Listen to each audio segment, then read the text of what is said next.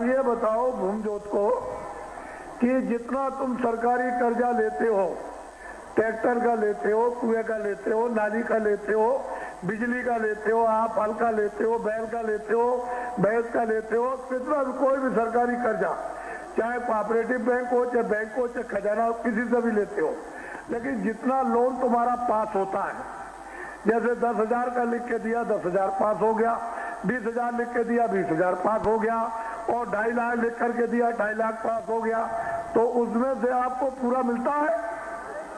बोलो, पूरा मिलता है? नहीं मिलता है।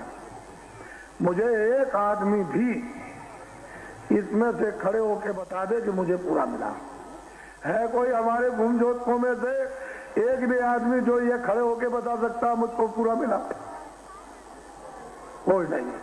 अब ठहर जाओ, अब पहले समझ लो बात को, मतलब की कि 2.5 लाख का लोन पास हुआ और 2 लाख मिला।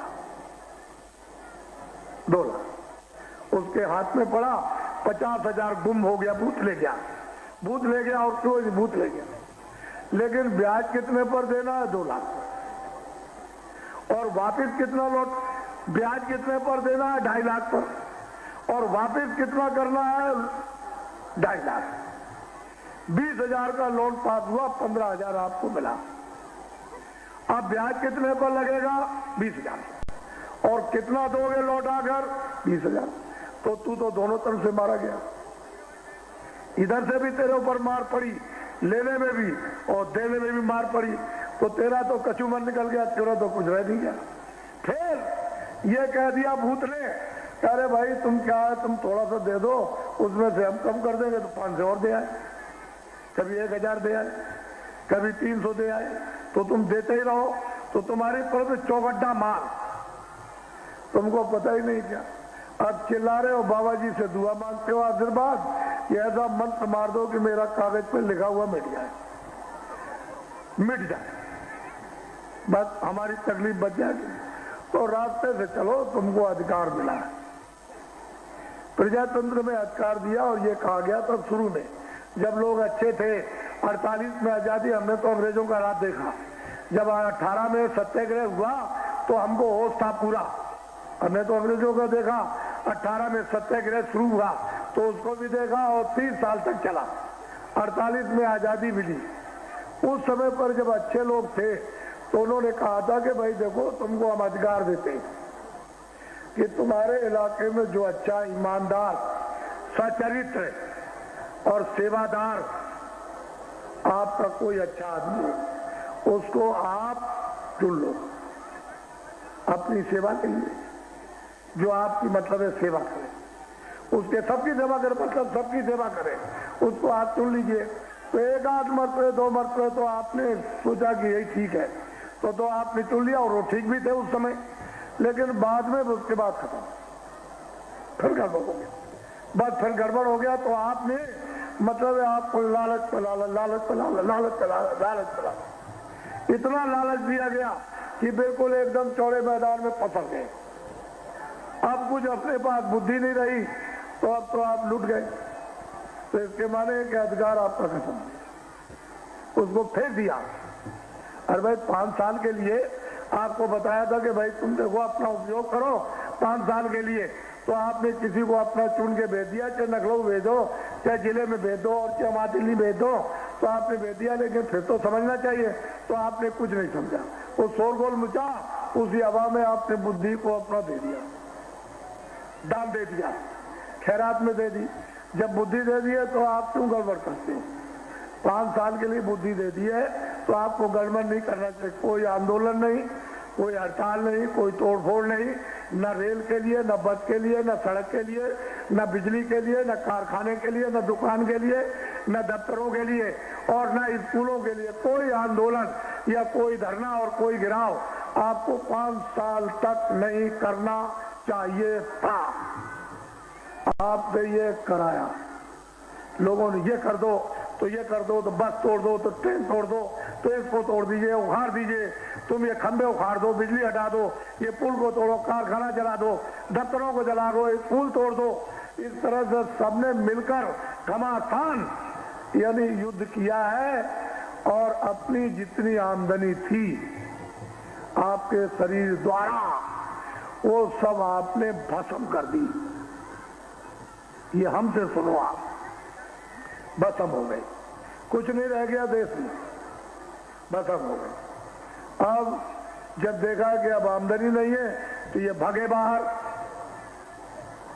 और कहा कि हमारा देश बड़ा गरीब है और जंगल और पहाड़ है बहुत गरीब और छोटी छोटी जनता रहती है बड़े गरीब, तो हमको कर्जा दे दिए। तो बाहर से कर्जा धुआंधार, यानी बेशुमार, आपने पूछा भी नहीं और कर्जा ले आए। अब वो तो वो जाने कर्जा ले आए कि उसका ब्याज भी नहीं दे सकते, तो कर्जा क्या दे सकेंगे। जब ये देखा कि ये भी सब खत्म हो गया, ये भी खत्म, तो फिर क्या हुआ कि चलो विदेशियों जल्दी भारत में अपना रुपया लेकर डॉलर लेकर के वो तो दे दो किनारे, वहां बॉर्डर पर, यानी वहां पर जहां शुरू होता है अपना देश वहां, और तुम यहाँ अंदर का रुपया नोट वोट ले लो और यहाँ तुम आकर के पूंजी का विस्तार कर दो। ये आवाज तुम सुन रहे हो चारों तरफ, मैं भी सुन रहा हूं, मैं कोई पागल थोड़ी हूँ और कोई ऐसा थोड़ी गुफा में रहता हूँ, मैं तो बीच में रहता हूँ, सुन रहा हूँ।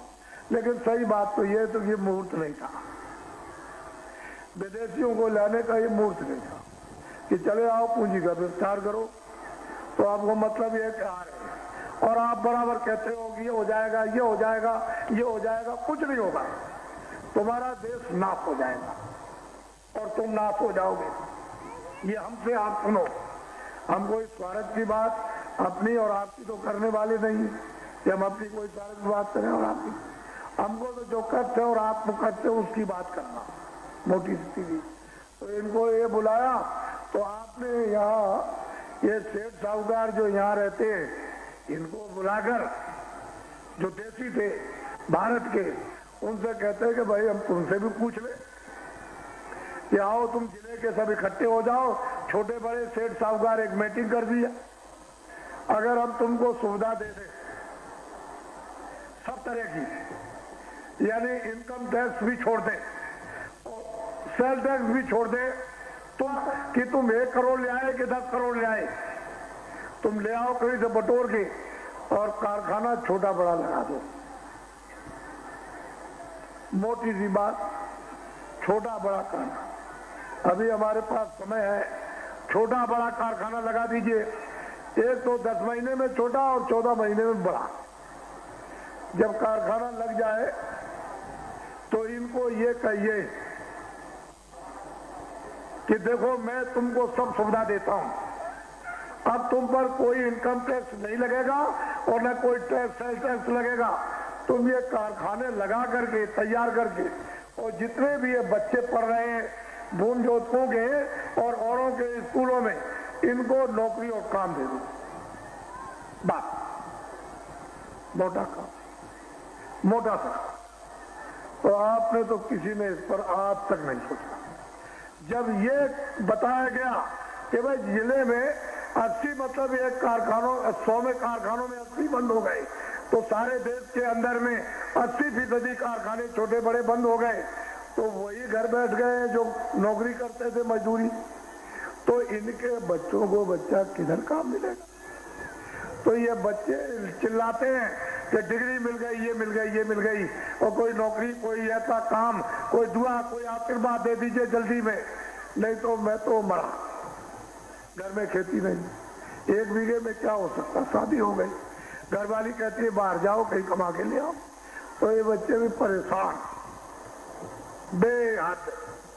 और जो पढ़ रहे हैं उनके लिए अंधेरा, क्योंकि जनशक्ति को तो काम मिलेगा नहीं, नौकरी और मजदूरी मिलेगी नहीं। और ये बाहर के जो आ जाएंगे विदेशी सेठ साहूकार, तो देखेंगे तुम्हारे कारखानों में क्या बनता है, अच्छा है, कितना अच्छा है, कितना घटिया है और कितना क्या दाम का, सब देख लेंगे। तो अपने कारखाने लगा करके इससे अच्छा बनाएंगे और बढ़िया बनाएंगे और सस्ता, यानी मुनाफा नहीं लेंगे, दाम के दाम में सटासट निकालेंगे। तो जब आप देखने लगोगे ये तो अच्छा सुंदर मजबूत है और सस्ता है, और बाजार में जो देसी जो सामान कारखानों का बना था और रखा है वहां देखोगे कि तो घटिया और महंगा, तो आप इसको लेना बंद कर दोगे। जब ये बंद हो जाएगा तो ये क्या करेंगे, रख करके ये फेंक देंगे और उसी सामान को जो विदेशी बना रहे उसको दुकान पे रख करके बेचेंगे। और जब देख लेंगे कि सामान सब चला गया और कारखाने आपके देसी छोटे बड़े बंद हो गए, तो वह 1 साल 2 साल के अंदर बस पूरा कमा करके झाड़ लेंगे। आप क्या देर लगेगी उनको महंगा करने में? तुमको क्या पता रहेगा, कुछ नहीं रहेगा, बस सबके सब ऐसे। और नौकरी चाकरी किधर से मिलेगी? वहां तो कंप्यूटर है, वो करेगा। ये सुन रहे पढ़े लिखे बैठे, क्या करना पढ़ने लिख कर? जो आपको बताया जा रहा एक भी बात आप नहीं सुन रहे हो और बस उसको निकाल देते हो। ये आफत सब पर बरसने वाली है। ये विदेशी सेठ साहूकार कारखाना लगाने नहीं आ रहे हैं, ये विदेशी उन सेठ साहूकारों को यदि अपनी तरफ से भेज रहे हैं कि तुम भारत में जाकर चारों तरफ अपना अड्डा जमा लो। तो ये सरकारों की तरफ से चारों तरफ अड्डा जमा लेंगे, चारों तरफ जमा लेंगे। और तुम्हारे ऐसों को विदेशी क्या समझे? भारत के आदमी बहुत लालची, इतना लोभी और लालची है, वो फौरन अपने पैसे से बड़े बड़े पोस्ट वालों को फौरन खरीद लेंगे, तो ये आपका सारा देश फिर से गुलाम हो जाएगा।